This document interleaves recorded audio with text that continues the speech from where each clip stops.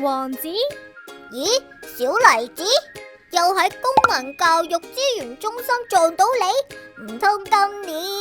冇錯，1年1度嘅有問有答基本法問答比賽又開始接受參賽報名啦。唔知今年分咗邊啲組別呢？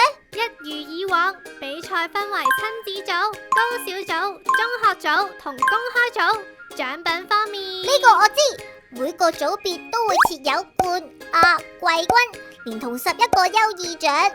除咗可以得到獎狀之外，得獎者仲有機會獲得高達港幣6000蚊嘅購物禮券。果然有做功課喎！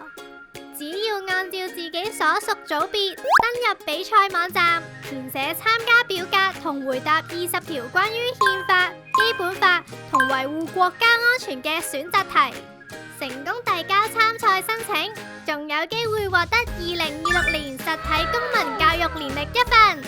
咁仲等咩啊？吓？你唔使溫書先咩？又要坐定定溫書啊？其實溫書都可以好好玩嘅。為咗俾大家溫故知新同熟習比賽模式，今年嘅比賽特設試玩問題專頁，分別有熱身題目同挑戰題目。哇！咁我答啱晒啲題目，有冇獎品先？答啱晒5條挑戰題目，就可以得到我哋嘅靚靚手機 wallpaper 1張。